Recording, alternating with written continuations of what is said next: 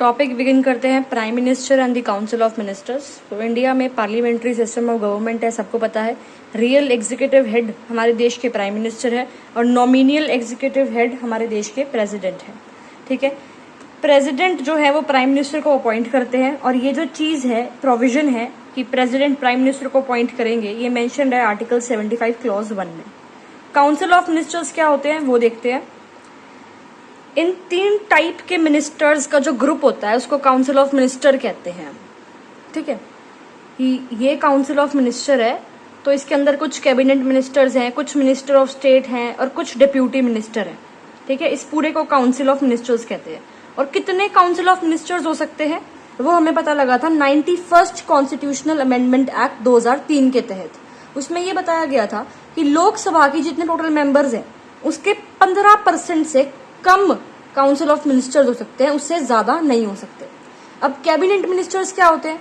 Council of minister में कुछ ministers को हम कहते हैं कैबिनेट मिनिस्टर, और ये वो मिनिस्टर हैं जिनके पास देश के मोस्ट इंपोर्टेंट पोर्टफोलियोज हैं, जैसे कि home minister, defence minister, finance minister, external affairs minister.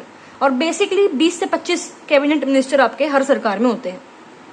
फिर काउंसिल ऑफ मिनिस्टर्स में कुछ मिनिस्टर ऐसे हैं जिनको मिनिस्टर ऑफ स्टेट कहते हैं, और मिनिस्टर ऑफ स्टेट भी 2 टाइप के होते हैं। एक है minister of state independent charge, और एक है मिनिस्टर ऑफ स्टेट सिंपल। ठीक है, तो मिनिस्टर सिंपल लिखते नहीं है, इसे बता रही हूँ समझाने के लिए।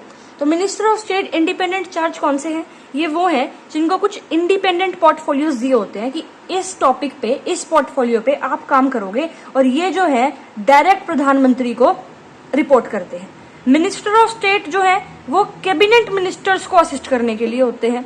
फिर काउंसिल ऑफ मिनिस्टर के अंदर कुछ होते हैं डेप्यूटी मिनिस्टर, और ये जो है कैबिनेट मिनिस्टर और मिनिस्टर ऑफ स्टेट को असिस्ट करते हैं। और प्राइम मिनिस्टर हेड होते हैं काउंसिल ऑफ मिनिस्टर्स के, और प्राइम मिनिस्टर हेड है ये संविधान के आर्टिकल 74 क्लॉज 1 के अंदर मेंशन्ड है।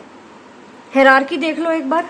सबसे हाईएस्ट प्राइम मिनिस्टर, सबके हेड, उसके बाद कैबिनेट मिनिस्टर, उसके बाद मिनिस्टर ऑफ स्टेट, फिर deputy minister. Minister of state independent charge और सिंपल जो मिनिस्टर ऑफ स्टेट है उनकी जो पोजीशन है वो सेम होती है। ठीक है, उसके बाद होता है पार्लियामेंट्री सेक्रेटरी। बेसिकली पावर के उस पे सबसे ज्यादा पावर पीएम के पास है, फिर कैबिनेट मिनिस्टर के पास है, फिर इनके पास है, फिर इनके पास है, फिर है पार्लियामेंट्री सेक्रेटरीज। ये बेसिकली आईएएस ऑफिसर्स होते हैं। अब प्राइम मिनिस्टर और कैबिनेट मिनिस्टर के बीच में भी एक ऑफिस होता है डेप्यूटी पीएम का।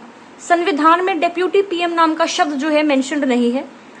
आज तक सिर्फ ये पोजीशन जो है 7 बार इंडिया में होल्ड हुई है 11 साल के लिए सिर्फ, तो इतना इंपॉर्टेंट नहीं है ये। एक बात और बताती हूँ आपको, कैबिनेट जो शब्द है ना, ये सिर्फ एक बार मेंशन्ड है संविधान में, आर्टिकल 352 में। तो काउंसिल ऑफ मिनिस्टर का कॉन्सेप्ट समझ में आ गया होगा। अब थोड़ा बेसिक देख लेते हैं प्राइम मिनिस्टर से रिगार्डिंग। तो ड्यूटीज जो है प्राइम मिनिस्टर की वो ये है कि अगर प्रेसिडेंट कुछ इंफॉर्मेशन मांगते हैं देश से रिलेटेड, तो प्रेसिडेंट को वो इन्फॉर्मेशन कौन देगा? काउंसिल ऑफ मिनिस्टर्स नहीं, वो इन्फॉर्मेशन देंगे प्राइम मिनिस्टर। और ये जो चीज है ये मेंशन्ड है आर्टिकल 78 में। अब प्राइम मिनिस्टर जो है वो लोकसभा का मेंबर भी हो सकता है और राज्यसभा का मेंबर भी हो सकता है। ठीक है, मैक्सिमम क्या होता है कि लोकसभा का जो मेंबर है वही प्राइम मिनिस्टर होते हैं, लेकिन हिस्ट्री में, इंडियन हिस्ट्री में 4 बार ऐसा हो चुका है कि जो प्राइम मिनिस्टर है वो आपके राज्यसभा से थे। जैसे कि Indira Gandhi, she was the first prime minister जो कि राज्यसभा से थी 1996 में। फिर एच.डी. देवेगौड़ा 1996 में 66, इंदिर कुमार गुजराल 1997 एंड डॉक्टर मनमोहन सिंह 2004 में थे। ठीक है, अगर मान लो एक मेंबर है, उसको हमें बनाना है प्राइम मिनिस्टर, और वो ना ही लोकसभा का मेंबर है ना ही राज्यसभा का मेंबर है, तो क्या करोगे? तो 6 महीने के अंदर अंदर उसको पार्लियामेंट में एमपी लाना होता है और उसके बाद उसको प्राइम मिनिस्टर बना दिया जाता है। तो इस मेनली इसमें क्या होता है, राज्यसभा में दिखा देते हैं, उनको नॉमिनेट करके राज्यसभा में ले आते हैं और फिर उनको प्रधानमंत्री बना देते हैं। बेसिकली एक रिवीजन वीडियो है ये, तो रिवीजन पर्पस के लिए जल्दी जल्दी करवा रही हूँ, सिर्फ रिवीजन के लिए। ठीक है, नोट्स आपको टेलीग्राम पे मिल जाएंगे। ये प्राइम मिनिस्टर जो है वो चेयरमैन होते हैं नीति आयोग के, इंटर स्टेट काउंसिल के, नेशनल इंटीग्रेशन काउंसिल के, national commission for population control के, और CSIR के, that is council of scientific and industrial research. Oath जो है प्राइम मिनिस्टर को और मिनिस्टर्स को प्रेसिडेंट दिलवाते हैं। अभी इलेक्शंस हुए हैं, आपने देखा भी होगा। जो ओथ है प्रेसिडेंट दिलवाते हैं प्राइम मिनिस्टर को और काउंसिल ऑफ मिनिस्टर्स को भी। सैलरीज और अलाउंसेस जो है मिनिस्टर्स की, वो कहाँ है? पार्लियामेंट के अंदर बेसिकली वो डिटरमाइन होती है। अब ये एक स्टेटमेंट है मुनरो की, इन्होंने बोला था कि prime minister is the captain of ship of state. ठीक है, टेन्योर जो है प्राइम मिनिस्टर का वो कितना होता है? Holds office during the pleasure of president. जितना प्रेसिडेंट चाहे उतना टेन्योर प्राइम मिनिस्टर का होता है, बेसिकली 5 साल इंडिया में देखें तो।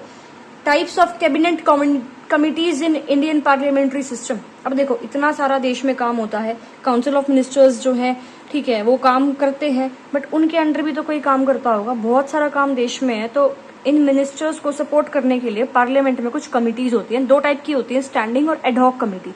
एडहॉक कमेटी वो होती है जिसके अंदर कुछ मेंबर्स होते हैं और उनको किसी स्पेसिफाइड टास्क के लिए बनाया जाता है कि इस पे हमें काम करना है, इस टॉपिक पे। एडहॉक कमेटी में मेंबर्स डाल दिए, वो लोग इस टास्क को करेंगे और ये टास्क खत्म हो गया जब, तो इस कमेटी को डिसॉल्व कर दिया जाता है।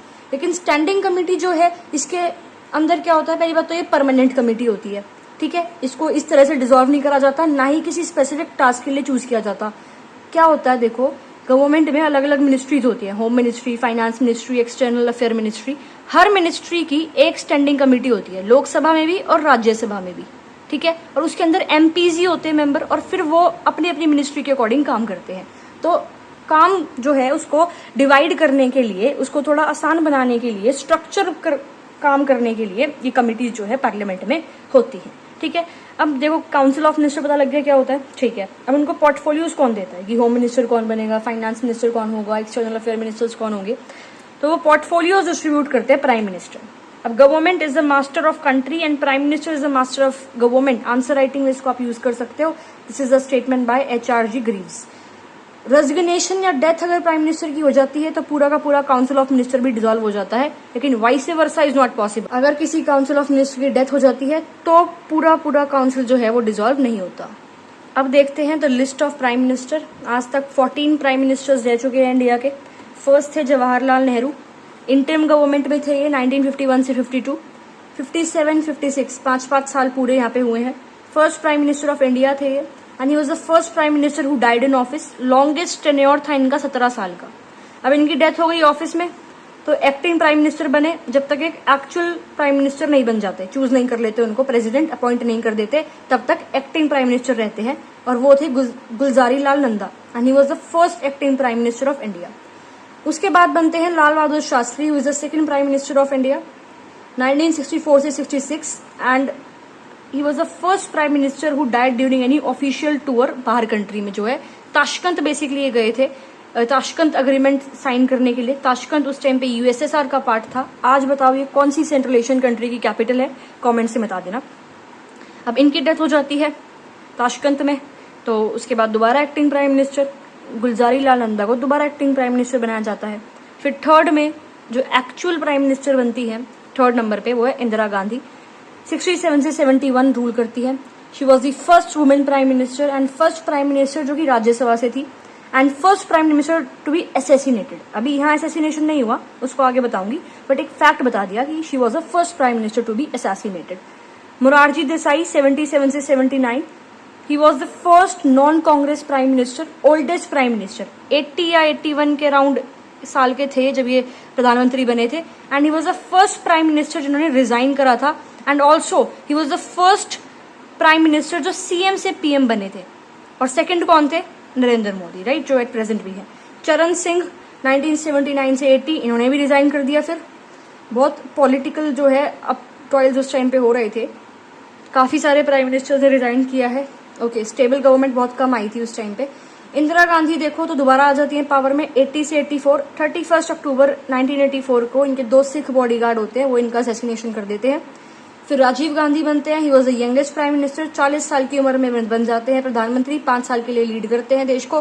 फिर VP Singh, he was the first prime minister जिन्होंने स्टेप डाउन करा था, रिजाइन करा था due to vote of no confidence, ठीक है, 89 से 90। फिर चंद्रशेखर 90 से 91, इन्होंने भी रिजाइन कर दिया। फिर PV नरसिम्हा राव, ये पूरे 5 साल के लिए रहते हैं, सदर्न इंडिया से पहले प्रधानमंत्री थे ये।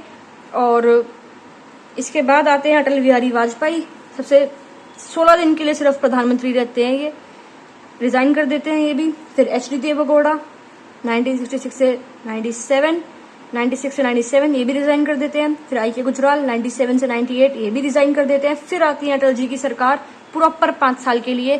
First non Congress prime minister ये थे जिन्होंने 5 साल की पूरी टर्म जो है वो कंप्लीट करी थी। फिर है मनमोहन सिंह 2004 से 14 10 साल के लिए रहते हैं।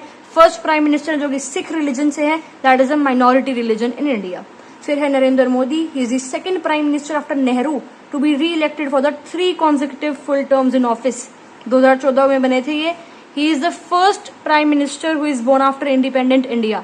1947 के बाद इनका जन्म हुआ था। सिमिलरली द्रौपदी मुर्मू जो है, she is also the first president जिनका जो बर्थ है वो 1947 के बाद हुआ है।